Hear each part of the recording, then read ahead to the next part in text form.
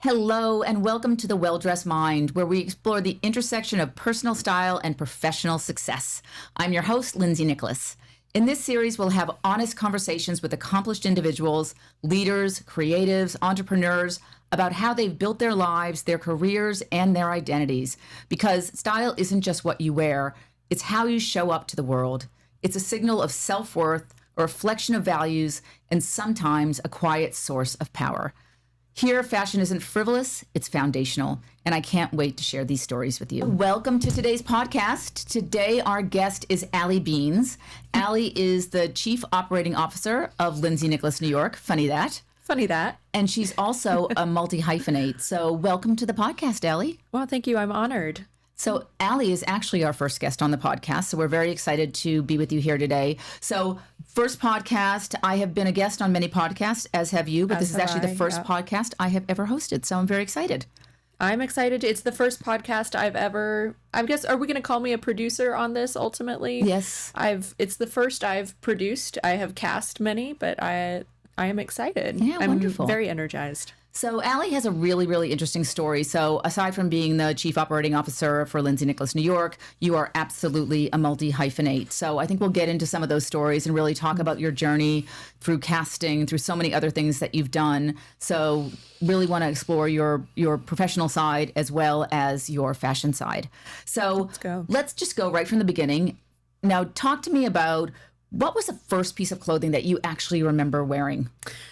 So the first piece of clothing I remember wearing was it was a leotard and tutu set. It was white and silver metallic, and I know that my mom bought it for me at the ice rink at Galleria Dallas, and I wore it everywhere. I've always been, from a very young age, inspired by anything ballet or dance. I really respond to that in fashion. I think there are a lot of brands that do the ballet influenced look really well, and Absolutely. It's so feminine and romantic, and that's a part of who I am too. So I wore that everywhere as a kid. I remember in London, my parents had to pack it because I wouldn't, not a day would go by that I didn't want to put that on. It's so funny when you're that age, just how clothing means so much to you. I actually, when I was young, I had a dress that looked like Dorothy from The Wizard of Oz, and I wore it basically every day for a year because I wanted to be Dorothy from The Wizard of Oz. And you were.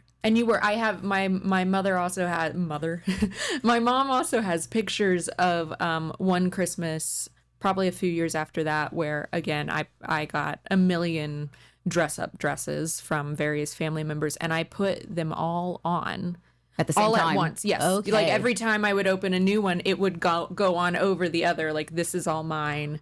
It was a very inspired look. There are photos somewhere. We'll have to resurface them. Those are fabulous. And blow them up for the store, obviously. Good. So how old were you when you first started working? I was 16. Okay. And did you have a dress code where you worked? I did. So I worked my first job was Crate and Barrel, and we did have a dress code. It was, pretty standard professional wear, no denim, stuff like that. We did all have to wear aprons, which I learned to love, and we'll probably get into that too. But yes. My outfits were based around what would be styled well with a black apron, and then during the months of November and December, a red apron. And, I think I got really experimental during that time with my accessories. Yeah. I did a lot of headbands and headwear. I know I had several large flowers I wore in my hair during that era of Allie Beans, and a bird cage I would occasionally wear because everything, on my person was covered by an apron, but I loved the functionality of the apron. And I think that's inspired a lot of how I dress today, and why I love your clothes so much is functionality. So I learned a lot about myself during that time. Yeah, and it's always nice when you have a dress code to make it your own. It is. To find your special way of showing the world sort of who you are from your personal perspective. So yeah, I love that. So when you got your first paycheck, what was the first piece of clothing that you bought, if you bought clothing with your first paycheck? Oh, I think I got my ears pierced again. Okay. With my first paycheck. So I remember actually one of the first clothing items I purchased for myself was I had this red velvet dress, and it was kind of bodycon, very 90s Y2K, kind of a similar style to sort of what's coming back with like spaghetti straps and a square neck. And I wore that to shreds. I really did. I wore that to shreds, and I don't know. It's probably I saw a celebrity in a magazine or something wearing something similar. I can't remember what exactly inspired it, but for some reason that was the piece. Okay. And I imagine you don't still have it. No. Long gone. No. Long gone. I'm sure my mom lit it on fire. Okay. She was so tired of it. So going back to your career. Yeah. So again, right now, Allie is our chief operating officer, which is wonderful. And you've been with us for about a year, but you, as I mentioned, are a multi-hyphenate. You've done a lot of casting. You did casting for Homeland. Walk us through your career journey from Crate and Barrel. Just take us where do we go from there? Crate and beyond. Yes. So buckle up. I started at Crate and Barrel when I was a teenager, and I would stay with them for 7 years. That was my job in high school, and then in the summers and during the holidays when I was in college. And then, I got my degree in theater. I knew I wanted to go into casting. I knew I wanted to move to New York City. So when I moved to New York after graduating college, Crate and Barrel was actually able to transfer me from Dallas to the Manhattan store. I think it was on Madison. Yeah, it was on Madison. Madison near the park. It was the best store. I remember when it was closing. I was so sad. It was so. I worked there just before they closed it for a few months, and I had heard the rumors that it was probably closing up and they were going to consolidate down to the Soho store, and that was a little bit too much of a hike for me. I actually lived a few blocks away from that store on Madison. Wouldn't it be fun if we actually met each other many years ago? Maybe we did. Maybe we did. I helped a lot of cool people at that Crate and Barrel, but so knowing that chapter was kind of coming to a close, I started working with anthropology and was there for just short of 2 years, but that was my supplementary income while I was a casting assistant, because believe it or not, casting assistants don't make a ton of money. Funny that. Yeah. So that was my supplemental income, because I had all of these years of retail experience. So I was a senior sales associate there. Oh my God, I loved that job so much. I still have friends to this day from that job. We had the first bridal boutique for Beholden, their bridal line in our store. It was just a really fun time. Like, everyone who worked there was so much fun. You were either like an entertainment person, like an actor, or a fashion person. So it was a perfect blend of like all of my interests in one place. How did your fashion choices change? So when you left Crate and Barrel, you go to anthropology, you're working in casting. Like, when you were at anthropology versus when you were at casting, were you making the same choices from a fashion perspective? That's a good question. I think so. Well, anthro influenced my closet obviously in so many ways, because the discount was really something. Yeah, that was really dangerous for me and my finances. But because at Crate and Barrel, the uniform was apron, and then at anthropology, the uniform was anthropology. Like, oh darn. Yeah. So amazing. I owned obviously a lot of pieces that we were selling, and at that time I was definitely a little bit more boho maximalist. We had every month we had what we would call like Anthro Best Days, and our management would hold competitions of like whoever had like the Anthro Best outfit would get a gift card, and we'd host that for our clients on the Upper East Side as well. I remember we used to make like a batched cocktail. It was so much fun. And I always came up with the most wild outfits. I won several times. But that's what I wore then. And then I think that definitely carried over to what I was wearing when I was casting. But in a more functional sense. Okay. Like, at that time I was casting a lot of theater as an assistant. And so it was a lot of like dance calls at studios and actually kind of running around and sort of physical work. So I couldn't just wear anything to stuff like that. So it was, I did a lot of like really cute blouses and then a great pair of jeans because I was up and down and running around. But I've always wanted to, express my individuality through what I wear. So that's definitely a through line. Okay. So we're at Anthro. I'm also a casting assistant. I get offered a job in the casting department on Homeland with Claire Danes. And I was really close to just becoming a manager at Anthropology because I loved it so much. But I was like, you know what? I moved to New York to pursue casting. I'm like, if I don't take this full-time gig and like go for it, I'm never going to do it. So I took a break from retail for about 10 years, and I was a casting associate on a TV show, and then I did a lot of independent film. I also started my own company. I did, I was a boutique casting office for 7 years, and then pandemic, got through that. Made a lot of changes. And that's when you moved back to Dallas. I moved back to Dallas in the pandemic. It was not necessarily supposed to be a permanent move, but then it became permanent because during COVID, a weird silver lining to COVID is that the entertainment industry kind of decentralized.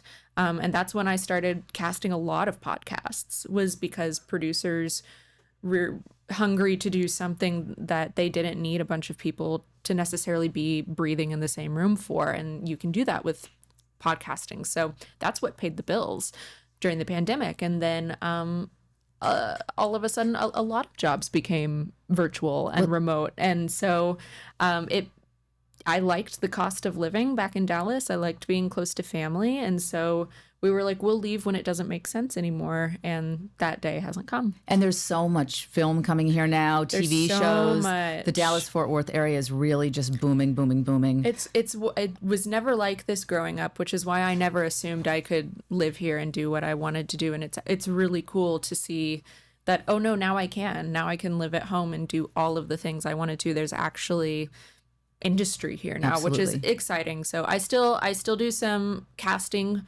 freelance. It will always be part of me. I've had an interesting medical journey the past few years. That's an understatement, but for a number of reasons, reassessed and came back into fashion, back into retail, and met you, and that which is kind of was wild. Kind of a fluke, and here we are a year later. And here we are hosting a podcast. Yes, so fantastic. It's the happiest. I don't want to say accident. It wasn't an accident, but just so serendipitous.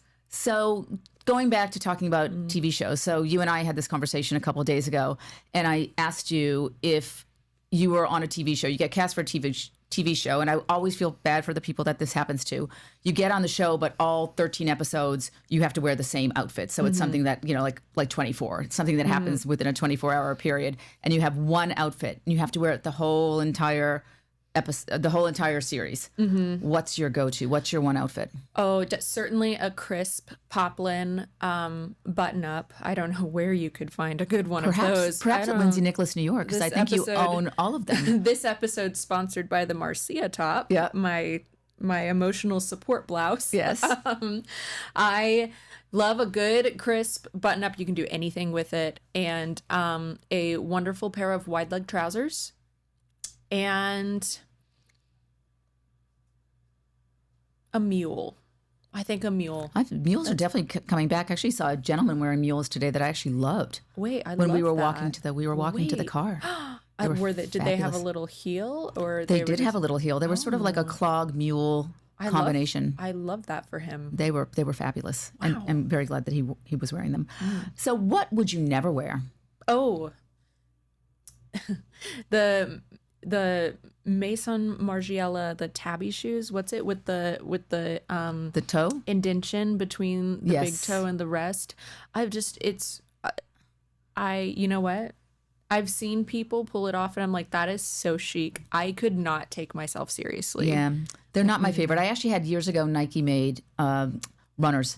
that had the toe separate, and I actually had Any this. I toe did separated shoes. No, thank you. Yeah, I'm the same with you. Same. It bothers me. What is your next purchase? Oh, I am keen. One of my favorite Lindsay Nicholas words. I am keen on the Tibby rain boots that are clear. Yes.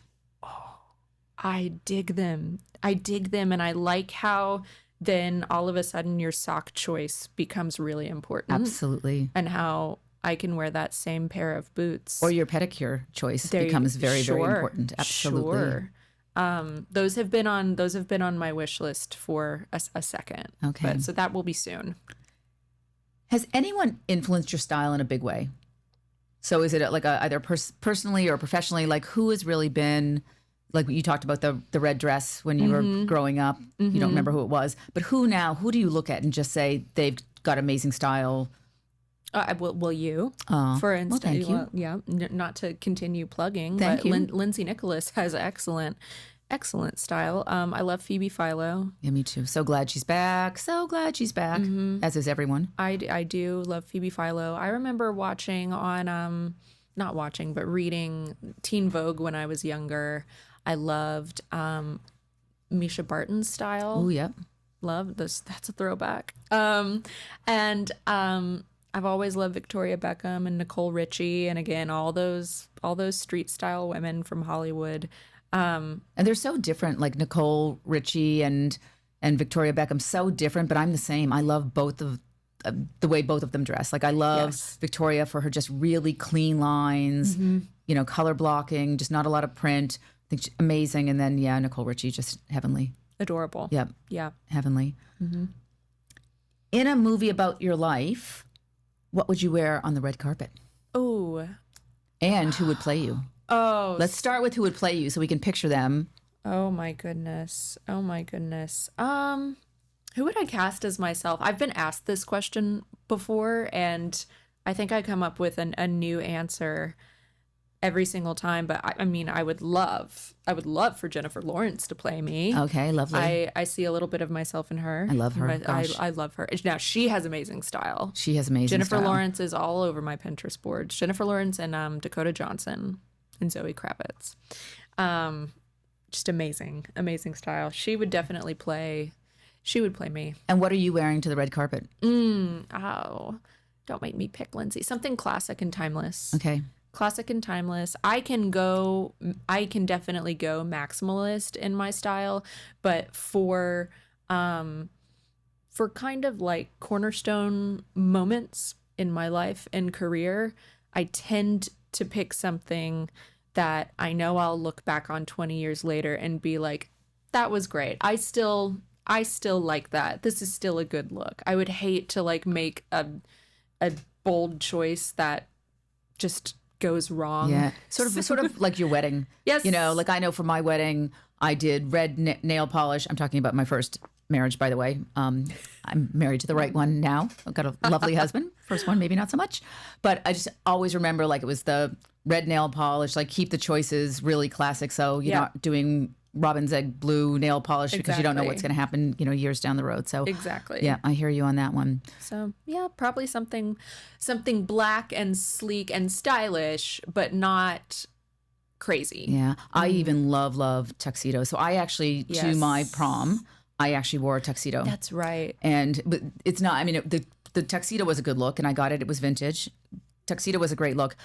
Hair, not so much. So my hair, this was in 85. So my hair was shaved on one side and long on the other, sort of a la Lisa and Wendy from Prince's band. I'm obsessed with that. Yeah, no, it's not good. Now, was it a vintage women's tuxedo? No, it was a men's tuxedo. Yeah, it was a men's tuxedo. I love that. Outside of, obviously, Helmut Lang did, but there wasn't a lot of women's tuxedos at that time. So it was a men's found in Boston someplace, and I absolutely loved it. I loved my look. It was fabulous. So what advice do you have for people, again, being a multi-hyphenate, and you've accomplished a lot. And Allie didn't actually mention she also owns the Firehouse Theater. I don't own it, but I did start it. You started it. I did start it. Yes. I do still Theater will always be a part of me. I don't really miss casting it. I have to be honest. Yes. Sorry, continue. No, so it was, for people that looking up to you and just see all the amazing things that you've done in your career, what advice do you have for people?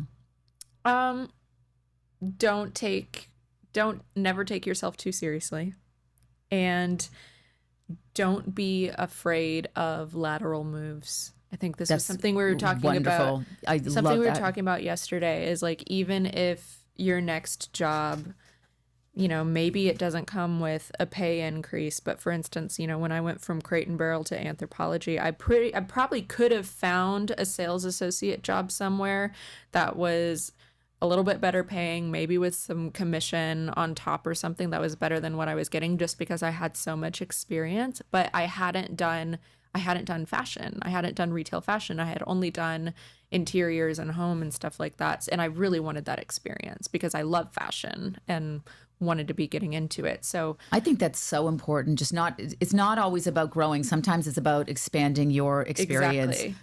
I wouldn't be doing what I'm doing now. There's no way you and I would be doing this right now if I hadn't had that handful of years at Anthro that then got me into, fashion. I've had a couple other jobs at other boutiques.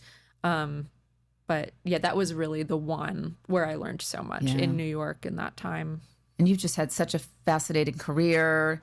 Again, complete multi-hyphenate, and we're just so thrilled to have you at Lindsay Nicholas New York. So one interesting thing I think with all of the women, and we've had some men that have worked with us in the past as well, but all of the women that work with us, everyone comes in from really different angles. Like no one sort of has this straight and narrow path. Mm-hmm. And I think even when I'm interviewing people or speaking with people, I gravitate toward people like that. I gravitate toward people that have come in with really varying experience, because I think it just makes you a richer person. That was one of my favorite things you said when you interviewed me, and probably the first thing I told my mom after we met and you offered me the job was, I was like, yeah, she was really cool. And she talked about how her other team members, some of them have their own brands, have their own businesses, and sometimes just need to get out of their own heads and come work at another store for a couple days. I'm like, that's so cool that you're not intimidated by that, because I'm not intimidated by that either. It's like, no, I don't. I just want to be surrounded by the smartest people. Yeah, absolutely. And good employees are so hard to find. So like, of course I want somebody who is the face of their own business working for me. Like, are you kidding? Like, if you're able to do that, come on, I can teach you how to sell clothes. Yeah. It's confidence. It just really comes from confidence. And I really do believe, I have a very, very strong belief that a high tide rises all boats. 100%. So I really believe in everybody excelling together. It's really definitely part of my ethos and part of the ethos of our brand. Mm-hmm. It has been absolutely lovely having you on the podcast today. I always enjoy, so many times we talk to each other when I'm in Australia and you're in Dallas, and we're spending so much time on computer screens talking to each other. It's just always so lovely to have you in my presence. Yes, I love live action, Lindsay. Yes. And thank you again. Amazing. Thank you.